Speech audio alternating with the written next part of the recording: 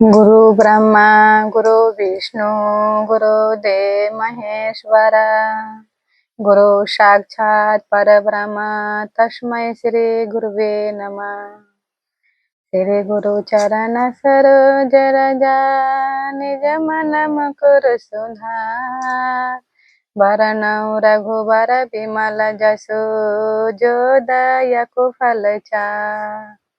बुद्धिहीन तनु जानिके सुमिरो पवन कुमार बल बुद्धि विद्या देहु मोहि हरहु कलेश विकार। बोलिए प्रेम से श्यावा रामचंद्र की जय। अयोध्या राम लला की जय। पवन सुत हनुमान की जय।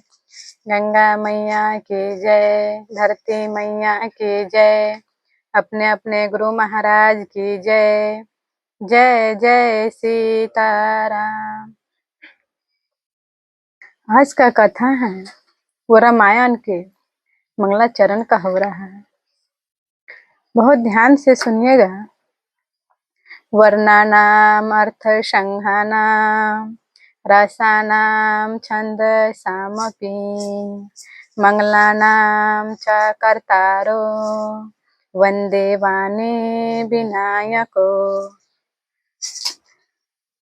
जब तुलसीदास जी रामायण लिखना प्रारंभ किए तो पहले मंगलाचरण लिखे। उस मंगलाचरण में सबसे पहले सरस्वती जी और गणेश जी को प्रणाम कर रहे हैं। तो सरस्वती जी और गणेश जी को क्यों प्रणाम कर रहे हैं? यहाँ पर कहते हैं सरस्वती जी को इसलिए प्रणाम कर रहे हैं जैसे जो भजन गाया जाता है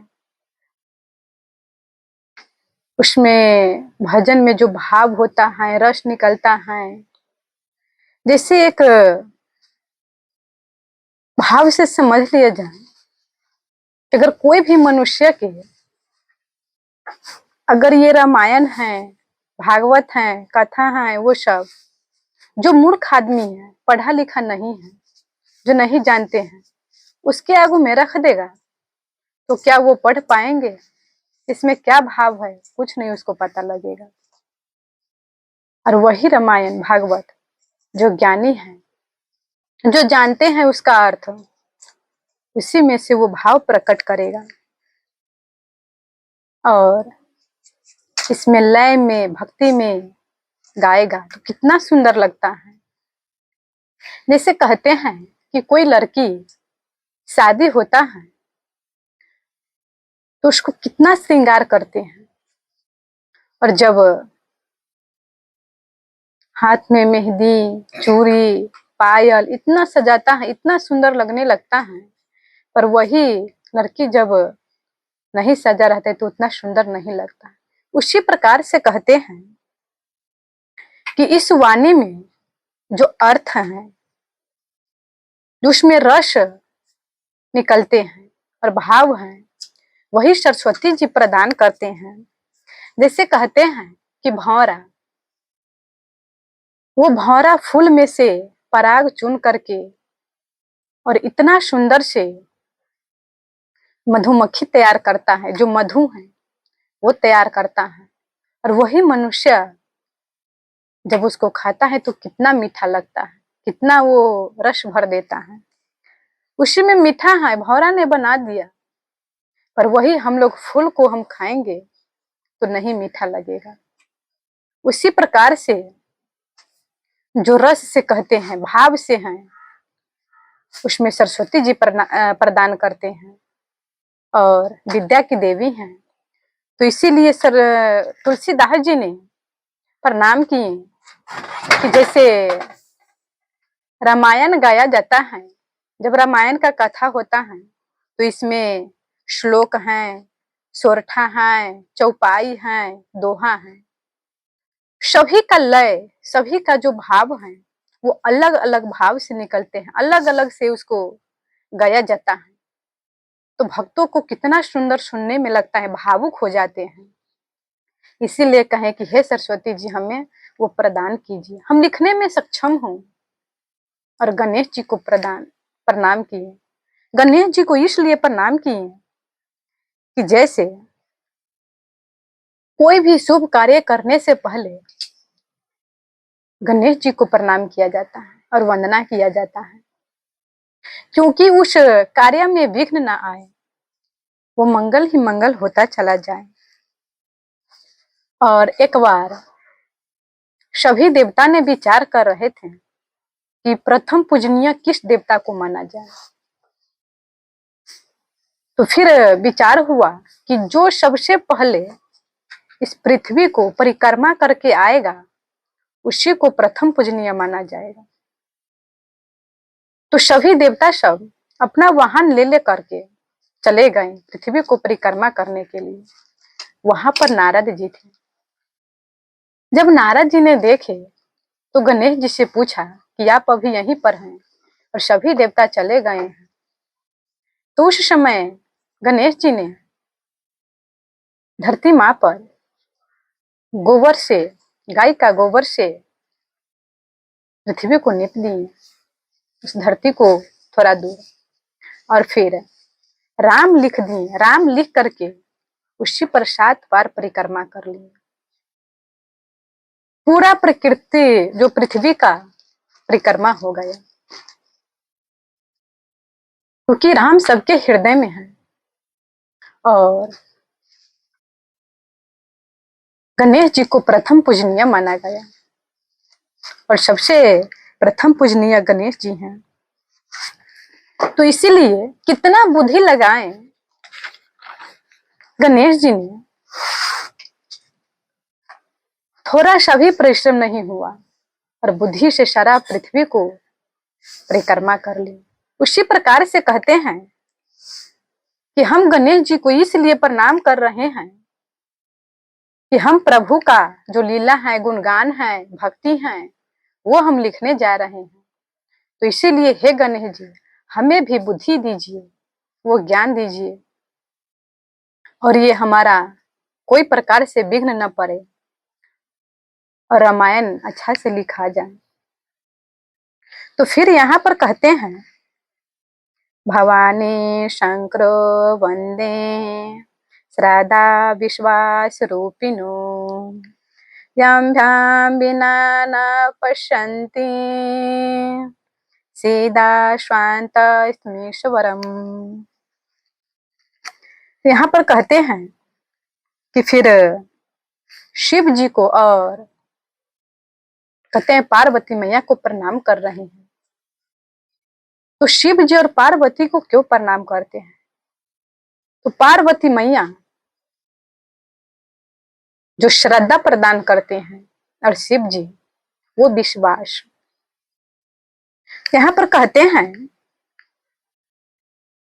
कि कितना भी जो सिद्ध मनुष्य हैं, जो साधु महात्मा हैं, शिव जी के कृपा के बिना प्रभु का दर्शन नहीं कर सकते हैं, प्रभु को पा नहीं सकते हैं। जैसे राम जी ने जब लंका में जा रहे थे तो समुद्र तट पर राम जी की स्थापना किया, तो राम जी ने क्या कहे?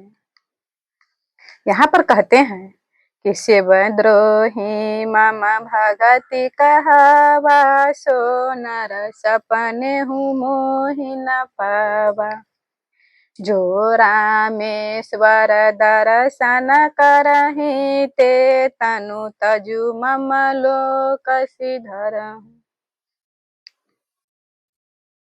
जो शिव जी का द्रोही है और मेरा भगत कहता है, मेरा चरणों में आया है, उस सपना में भी मुझे दर्शन नहीं कर सकता। और जो प्रभु पर जल देगा, प्रभु को पूजा करेगा, रामेश्वर का दर्शन करेगा, वो अनायास ही संसार से पार हो जाएंगे, प्रभु को पा जाएगा।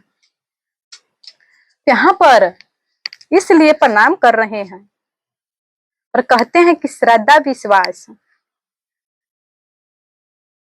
तो भक्त को, जो भक्त है उसका लिए ये 2 परम आवश्यक है, श्रद्धा और विश्वास होना ही चाहिए। अगर जिस भक्त के पास श्रद्धा विश्वास नहीं है उसका भक्ति नहीं माना जाएगा, उसका फल नहीं मिलता है। जैसे गीता में भी कहा है भगवान ने 17 के 28 में, अश्रद्धा छोतम दत्तम तपस्मम कृत्मम चय असादित्युच्यते पार्थ न चातप्रेत्यो नयि। हे अर्जुन, भगवान ने कहते हैं कि हे अर्जुन, अगर कोई भी मनुष्य, कि जो मनुष्य हैं यज्ञ करते हैं, दान करते हैं, पूजा पाठ करते हैं, तप करते हैं, अगर उसको श्रद्धा नहीं है, उसको श्रद्धा नहीं है, इस लोक में भी और उस लोक में भी उसको कल्याण नहीं होगा। बहुत मनुष्य दान तो देते हैं अपना स्वार्थ के लिए और नाम के लिए देते हैं कि हमारा नाम हो, पर इस भाव से नहीं देना चाहिए। श्रद्धा होना चाहिए, विश्वास होना चाहिए प्रभु के भक्ति में, तभी वो सफल करेगा और फल मिलेगा। जैसे कहा है रामायण में, बिनु विश्वासय चल निज धर्म तीरथ राज समाज सुकर्म। बिनु विश्वास अचल निज धर्म तीरथ राज समाज सुकर्म। विश्वास कैसा होना चाहिए? वट वृक्ष के जैसा। वो वृक्ष इतना जड़ उसका मजबूत रहता है, चाहे कितना भी आंधी आता है, कितना भी तूफान आएगा, पर उसको उखाड़ता नहीं है। उसी प्रकार से भक्त का विश्वास होना चाहिए। आंधी तूफान का अर्थ क्या है? जैसे बहुत भक्त के देखा जाता है कि थोड़ा सा दुख आता है, संकट आता है, तो छोड़ो इस भक्ति को, भक्ति करने से क्या फायदा है, नहीं करते हैं। पर ऐसा नहीं होना चाहिए।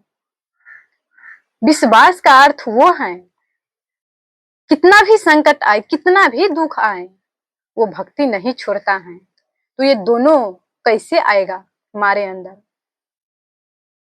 तो वो कथा से, वो लीला से, प्रभु का गुणगान से, तो सदा इसको पान करना चाहिए। वंदे बोधमयं नित्यं गुरु शंकर रूपिणं यमाश्रितो हि वक्रोपि चंद्र सर्वत्र वंदते। अब तुलसीदास जी गुरु जी को प्रणाम कर रहे हैं, तो कहते हैं उस गुरु जी को मैं प्रणाम कर रहा हूं जो बोधमयम, बोध कराता हूं। बोध का अर्थ क्या है? बोध का अर्थ ये है कि ये संसार क्या है, हम क्यों आए हैं और प्रभु कौन है। जो इन सब को लखाता है वही बोधमयम, बोध कराता है। जैसे कहते हैं कि जो मनुष्य जब कहीं जाते हैं अनजान स्थान पर, तो हमें रास्ता नहीं दिखा रहता है, तो हम दूसरा से पूछते हैं। तो जो चल गया है, जो देखा है, वही बता सकते हैं हमको, और जो नहीं देखा है वो नहीं बता सकते हैं। उसी प्रकार से जो गुरु जी जान गए हैं, वहां तक पहुंच गए हैं। जैसे गीता में भगवान ने कहा है कि तत्वदर्शी गुरु के पास जाओ, तद्दीति प्रणिपाते परिप्रश्नेन सेवया उपदेच्छन्ति ते ज्ञानम ज्ञानेन स्वदर्शिनम। भगवान कहते हैं अर्जुन से कि हे अर्जुन, तू उस गुरु के पास जाओ जो तत्वदर्शी गुरु हैं। तत्वदर्शी का अर्थ है कि जो प्रभु का दर्शन कर लिया है, जो जान गए हैं। अगर कोई मनुष्य जो स्वयं बंधा हुआ है तो दूसरा को क्या खोलेगा? जो स्वयं रास्ता नहीं देखे हैं तो दूसरा को क्या दिखलाएगा? दिखला वो सकता है जो जानता है। बंधन वो खोल सकते हैं जो स्वयं खुला हुआ है।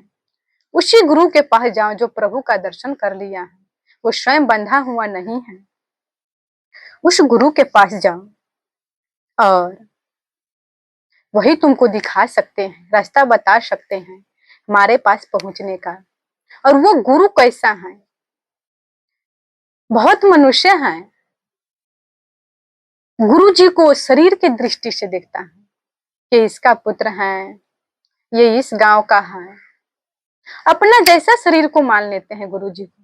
पर ऐसा नहीं मानना चाहिए।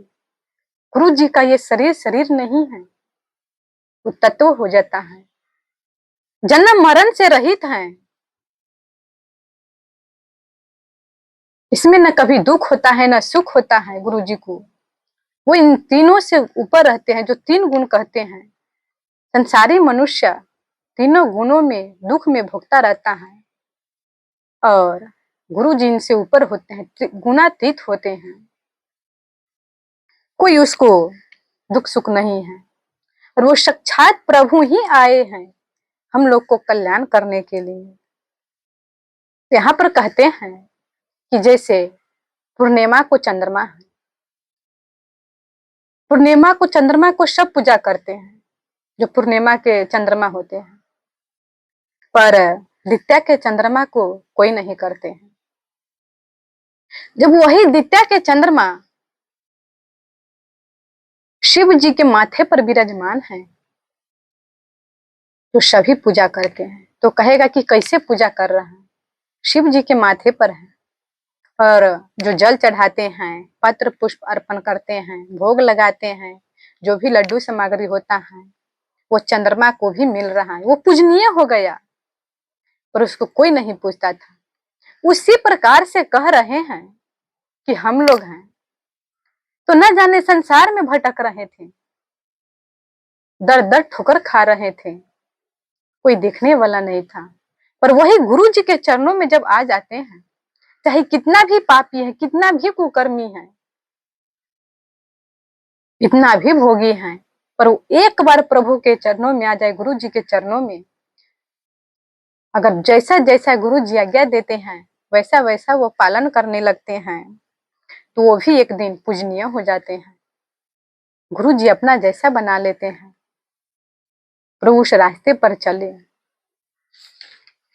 यहाँ पर इसीलिए कहते हैं कि चाहे कोई भी मनुष्य है, गुरु जी को चरणों में पहले आए, और जैसा उसका आज्ञा दे उसी प्रकार से उसको पालन करना चाहिए। स्वयं एक दिन वो पूजनीय हो जाएगा।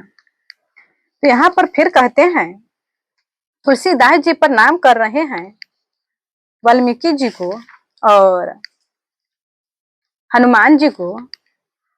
सीताराम गुण ग्राम पुण्य बिहारिनो वंदे विशुद्ध विज्ञानो कविश कपीश्वरो।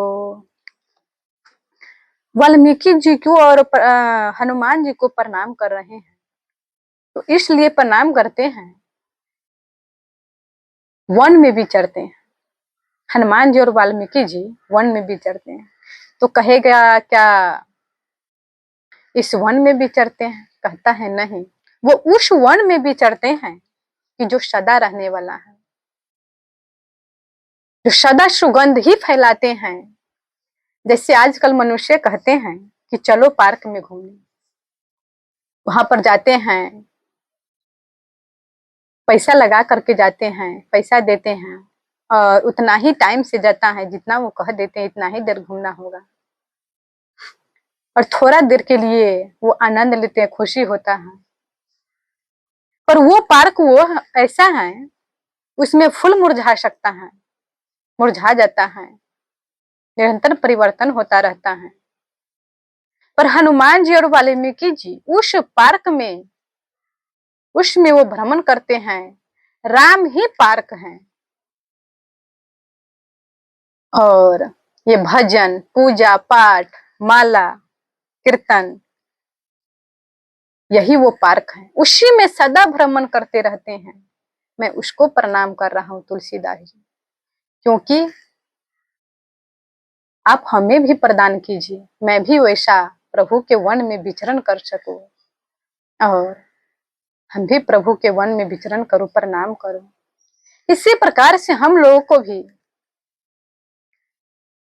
संतों का प्रणाम करना चाहिए सुबह, और उससे वो मांगना चाहिए कि आप हमें भक्ति वैराग्य दीजिए। आप जैसा प्रभु के चरणों में प्रेम है, हमें भी प्रदान कीजिए। और फिर यहाँ पर सीता जी को प्रणाम कर रहे हैं।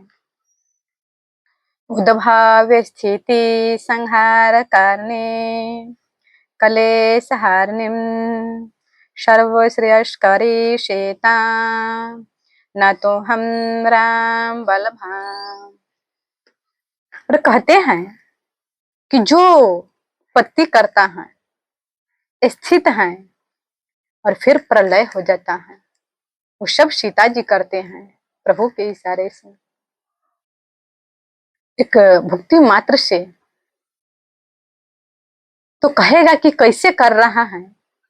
जब प्रभु ने राम अवतार में आए थे, तो अगर सीता मैया नहीं होते तो आज इतना असुर का नाश हुआ है, रावण, खरदूषण और राक्षस सब का, वो सीता जी के ही कृपा से हुआ है।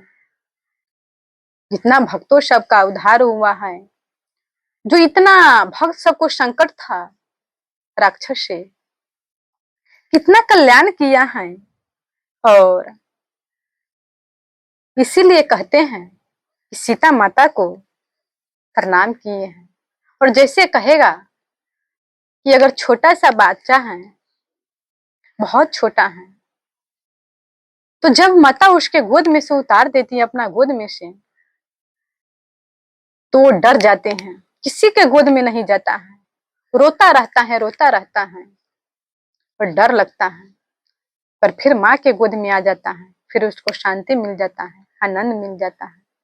उसी प्रकार से हमारा माता सीता है। जैसे कहा है कि सिया राम मैं सब जग जानू, हमारा माँ सीता है। और जब हम सीता जी को प्रणाम करते हैं तो हमें वो अपने गोद में रख लेते हैं और हर समय रक्षा करते हैं। जैसे द्रौपदी ने भी दुष्ट दुर्योधन का, इस संसार से जो सबको त्रास दे रहे थे, कष्ट दे रहे थे, उसको भी मुक्ति दिला दिए प्रभु के हाथों से, और उसका भी नाश किया। देवकी माता, वो भी कंस को, जो इतना पापी थे, सबको त्रास दे रहे थे, नाश कर रहे थे, भजन भक्ति नहीं होने दे रहे थे, प्रभु भी आए और देवकी माता के कृपा से कंस का वध किए। इसी प्रकार से कहते हैं कि अब राम जी को प्रणाम कर रहे हैं। यन्माया वर्ती विश्वा मखिलम ब्रह्मादि देवासुरा यत् सत्त्वामि दृशो भाति शंकलम रजो हथा हेब्रम यत्पाद पल्वमेकमेव हि भवां बोधिस्त तिरसा त्वं वन्देहं तमेस्कार परम रामाख्यमीशं हरि। अब मैं राम जी को प्रणाम करता हूँ। वो प्रभु के माया से ही ये सारा दृश्य सत्य जान पड़ता है। ब्रह्मा जी, देवता, जितना भी सारा संपूर्ण ब्रह्मांड एक माया के सत्ता से ही यह सत्ता दिख रहा है, और लगता है कि ये सत्य है, पर ये सत्य है नहीं। जैसे कहते हैं कि जब शाम के समय रहता है, रात्रि में तो पूरा अंधेरा ही रहता है और दिन में पूरा रोशनी रहता है। जब शाम के समय धुंधला रहता है तो कभी कभी मनुष्य को जब कहीं पर रस्सी रहता है और देख लेता है, बहुत डर जाते हैं, उसको लगता है कि ये सर्प है और भयभीत हो जाता है। उसी प्रकार से यहाँ कहते हैं उसका केवल भ्रम हो गया है, पर उस समय लाइट लाके देखता है, रोशनी से प्रकाश करके, तो कहता है कि नहीं नहीं, ये तो रस्सी है, सर्प नहीं है। उसका भय भी समाप्त हो जाता है और डर भी चला जाता है, एकदम निसंकोच हो जाते हैं। उसी प्रकार से कहते हैं कि संसार में नाना प्रकार के दुख हो रहा है, कष्ट हो रहा है, यही जब हमें प्रभु को भक्ति करते हैं, प्रभु के चरणों में आते हैं, यह रोशनी मिल जाता है। जैसे यहाँ पर कहते हैं कि इस संसार से उबरने के लिए केवल प्रभु ही एकमात्र नौका है जो हमें उबार सकते हैं। तो यहाँ पर कहते हैं कि जैसे चक्की, जब माता चक्की चलाती हैं, एक बार कबीर जी ने पूछ लिया, जब माता उसको चक्की चला रहे थे तो कहा कि माँ, इसमें कोई नहीं बच सकेगा, सब पिस जाएगा। कहा कि नहीं बेटा, उसमें बचेगा, कौन बचेगा? जो उस गोला रहता है उसमें आकर के जो चिपक जाए वही बचेगा, अन्यथा उससे जो विलग होगा वो सारा पिसाता चला जाएगा। उसी प्रकार से जो इस संसार चक्की में पड़ गए हैं, संसार चक्की में आए हैं, जो प्रभु का चरण नहीं पकड़ते हैं, प्रभु के चरणों में नहीं आते हैं, ये संसार चक्की में सब पिस रहा है, सब पिस पिस कर 84 लाख योनि में नरक में चला जाएगा। इसीलिए अगर हम सब बचना चाहते हैं, इस चक्की में नहीं पिसना चाहते हैं, तो प्रभु के चरणों में आए और प्रभु के चरणों में आकर के अपना कल्याण कर ले, प्रभु का भक्ति पाले। यहाँ पर तुलसीदास जी क्या कहते हैं? नाना पुराणेगम मागम अस्तमम य रामायणे निगदितं क्वचिदत्तो अपि स्वान्तः सुखाय तुलसी रघुनाथ गाथा भाषा निबंधमति मंजुलमातनोति। जितना भी वेद पुराण है इस रामायण में सभी का सार है। कहते हैं कि अष्टादश पुराण और 4 वेद, 6 शास्त्र, इन सब का सार इस रामायण में है। जो भी इसका पाठ करता है, सुनता है, उन सबका जितना भी वेद पुराण है सभी का लाभ मिल जाते हैं, सबका सार है। और यहाँ पर कहते हैं तुलसीदास जी कि हम अपना अंतः सुख के लिए इसका वर्णन कर रहे हैं। स्वांतः सुखाय तुलसी रघुनाथ गाथा, मैं अपना सुख के लिए, मैं अपना आनंद के लिए। पर आज क्या हो गया है, वो तो ज्ञान प्राप्त कर लेते हैं, पढ़ लेते हैं, लिख लेते हैं, दूसरा को समझा देते हैं, पर अपना पर कुछ नहीं प्रभाव लाते हैं, कुछ नहीं समझते हैं, केवल दूसरा को समझाते हैं। और तुलसीदास जी स्वांतः सुखाय के लिए, अपना सुखी के लिए, अपना आनंद के लिए, पर उसमें दूसरा लाभ ले ले और अच्छा। यहाँ पर एक कथा है, एक ज्ञानी थे, बहुत बड़ा ज्ञानी थे, और एक मनुष्य का पुत्र का मृत्यु हो गया। तो ज्ञानी ने देखा बहुत रो रहा है, बिलक रहा है, तो उसको समझाया, कहा कि तुम क्यों रो रहे हो? कहा कि मेरा पुत्र मर गया है। कहा कि ये संसार में तो आते जाते हैं, कोई रहने वाला नहीं है, नहीं रो। बहुत समझाया पर वो मनुष्य मान गए उसका ज्ञान, और चले गए अपने घर। और एक दिन जब कहीं जा रहे थे, जिसका पुत्र मारा था वही मनुष्य कहीं जा रहे थे, तो देखा कि वो ज्ञानी रो रहा है। तो कहा कि ये ज्ञानी हमको समझाया तो हम शांत हो गए, और ये अब क्यों रो रहा है? तो उससे पूछा, आप क्यों रोते हैं? तो कहा कि हमारा जो घड़ा है, जैसे घी होता है, तो घी को निकाल लिए थे और उसका धो करके सूखने के लिए रखे थे, वही फूट गया, हम उसी के लिए रो रहे हैं। तो मनुष्य ने कहा कि हमारा पुत्र मर गया तो आपने समझाएं, और आपका ये घड़ा फूट गया इसलिए इतना रो रहे हैं। तो ज्ञानी कहा कि ये तुम्हारा पुत्र तुमको था और ये घड़ा हमारा था, इसलिए हम रो रहे हैं। ऐसा नहीं होना चाहिए। स्वयं प्रभाव करना चाहिए, स्वयं उस पर उतरना चाहिए जो भी ज्ञान है, जो भक्ति है, फिर दूसरा को उसको ज्ञान देना चाहिए, तब उसको प्रभाव पड़ता है। राज केवल दूसरा को देने में लग गए हैं, अपना पर कुछ प्रभाव नहीं करते हैं। बोलिए प्रेम से श्यावर रामचंद्र की जय, अयोध्या राम लला की जय, पवन सुत हनुमान की जय, अपने अपने गुरु महाराज की जय। जय जय सीताराम।